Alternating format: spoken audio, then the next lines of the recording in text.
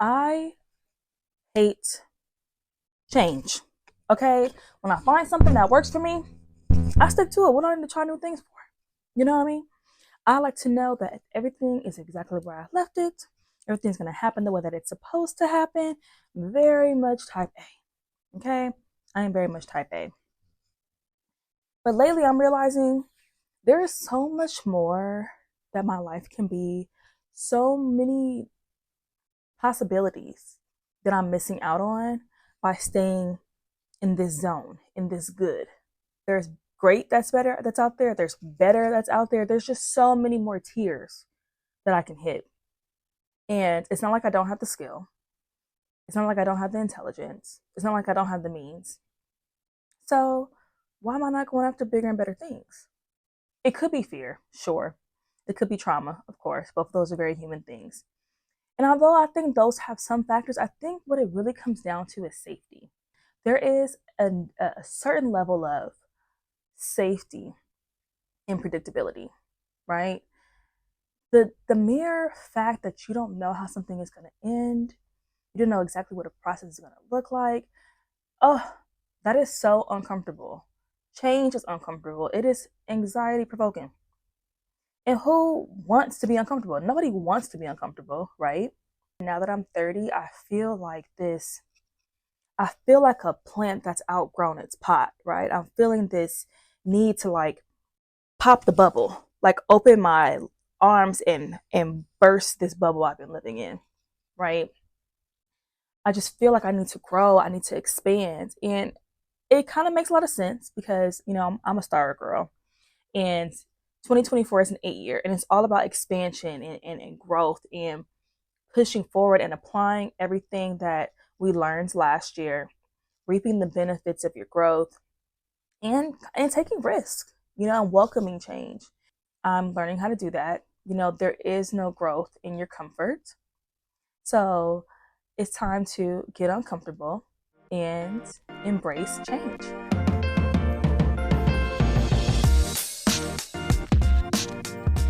Hello. Oh my gosh. Thank you so much for tuning in to the first episode of A Conversation with AC. I'm just really, really happy that you're here. Before I talk about change, I want to talk about this podcast and what you can expect from this podcast. I am a journalist, and one of my favorite things that I've learned in my almost 10 years of doing this, and when I say this, I mean being a storyteller, because that's really what we are. We're telling stories. Sometimes stories don't have a right, a wrong, or an answer. Sometimes it's just a conversation. Sometimes it's very open-ended. It just challenges your mind to keep thinking and to keep growing and to keep analyzing all the possibilities, right? And I also just love to talk. I wanted to make a podcast that didn't need to be a think piece and didn't need to have a hard opinion on anything. I wanted to make something that was literally just talking, just getting it off. You know what I mean? Just having a conversation. And I am an air sign through and through.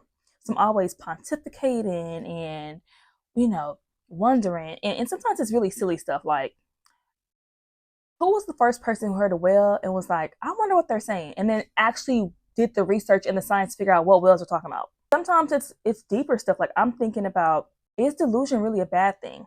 Think about it. Or I'm thinking about money and finances and the pressure to spit it out and rack it up. I think about all kinds of things and like what the motivations are. If you get me started, I'm not going to stop. That's what this podcast is going to be about. Sometimes it's going to be about life stuff. Sometimes it's going to be messy stuff. Sometimes it's going to be just nothing at all. I'm excited to go on this journey with you. This is also kind of like a passion project of mine and really a challenge. I tend to disqualify myself. And that was a big hurdle I had to overcome in just this podcast alone. Because, think about it. You know how hard it is to start a podcast when it's just you talking? Lean into every inkling, every feeling, every energy that comes around. I challenge you to do the same. I am, again, very glad that you're here. I think that you're going to love it here. And I hope that you also join in on this conversation. Okay, let's talk about change. I was actually very excited to turn 30. I'm not gonna lie to you. And it might be because I watch like a lot of TV shows and like all the 30-year-olds are like popping, they got more money, they look bad, they cute, whatever. I was just excited to be 30. I've been saying I was 30 since I was 25. So I'm glad that I'm finally 30. But like I said earlier, I've just been feeling like this push and this pull to grow and to expand. And one of the first things that I really challenge myself on is, why am I so adverse to change? You know, why do I find something good and then just want to stay there forever? Especially when I know that things can get better. Why am I comfortable in this space? And I realized, like, change in itself is a very overwhelming concept. You know, when I think about change, I think about like a roller coaster, right? When you're young and you're looking at the roller coasters, all you see is this huge monstrosity of a thing.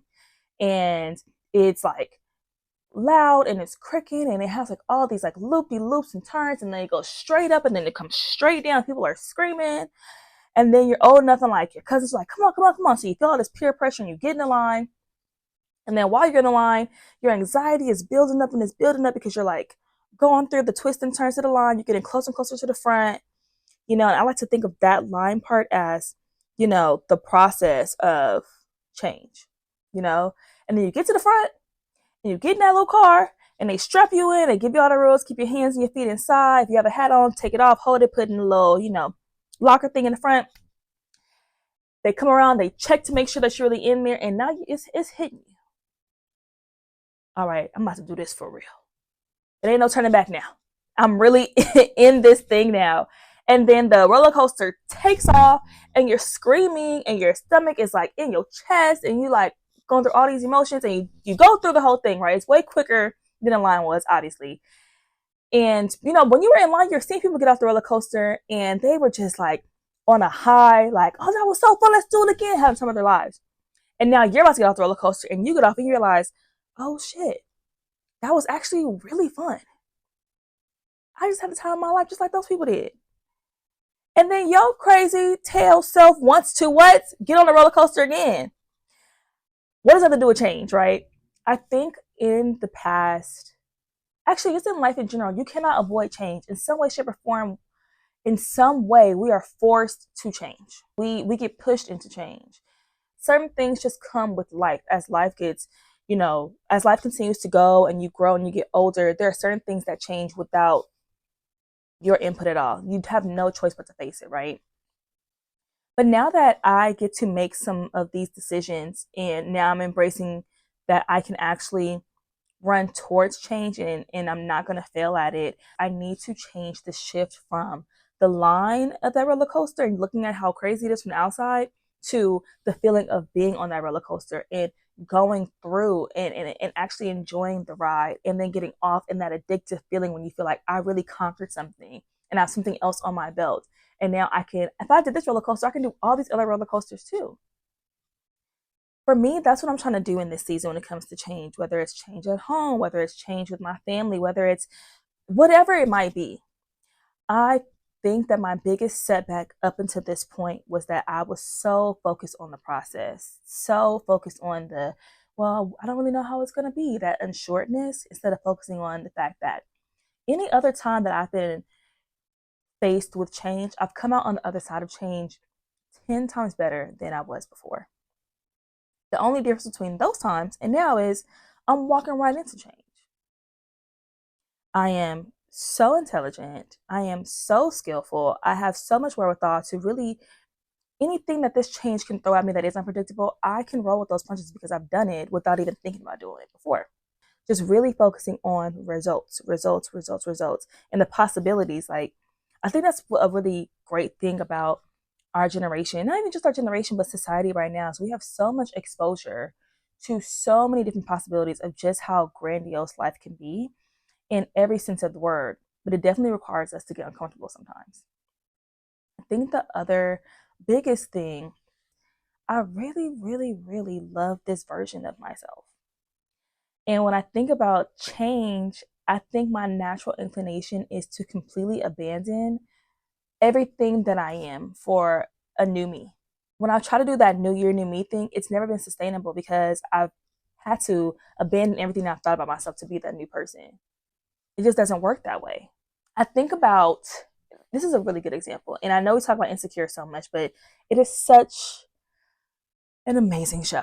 I really enjoyed that we can still recognize Issa as Issa in every season of the show. From the series premiere to the series finale, Issa's life had so many different changes, some major ones, whether it was in her friendships, in her career, just in herself. There was a lot of growth and a lot of change. But in that final scene, I still see an Issa that was just as awkward, just as silly, just as in love with her community and with music, and still the Issa that's still just figuring things out day by day. And I really enjoyed that. She didn't have to completely strip everything that she was to become a whole new person in order to change and to grow. I don't know about you, but I've really struggled with accepting myself, especially as a teenager and a young 20 something. I really, really struggled. And I think today I am more in love with everything about me than I've ever been in my entire life. I've never felt more confident, more beautiful, more sexy, more sure of myself than I do right now. And because I had naturally had a pessimistic view of change, I think I translate that pessimistic view of change to what it looks like to have to change myself. I thought of changing myself as abandonment of this version of Alexis that is the best version of Alexis that has existed as of today. But what if change didn't have to, what if change of self specifically didn't have to look like complete abandonment of self? What if, like Issa, we can take our best parts and just continue to grow and grow and grow them and build upon them? What if we could take that foundation and still build and still build and still build? To me, that seems way more sustainable than that stripping of self. I think when I make a conscious effort to still honor myself and everything that I've been through and everything that I'm going to be, that feels like a much more sustainable change when it comes to expanding AC, growing AC, taking AC out of that pot that she came in, that we nurtured and we poured into and we did the work and we did the healing, taking her out of that pot and putting her into an even bigger and even greater pot for her to grow and expand even more. Does that make sense? Change feels so much less like abandonment and so much more like what it should feel like, which is growth. So now when I think about change, I'm not gonna bullshit you. I'm not gonna lie to you. Sometimes when I think about change, I'm still like, but I'm like, okay, all right. Now I'm focusing on the fact that the track record speaks for itself. I have survived change countless times again, and I'm focusing on the results, the person that I'm gonna be, the person I'm that is gonna be waiting for me at the other end of this. So that takes some of the monumentality out of the change. It doesn't have to be this big overarching crazy thing, right?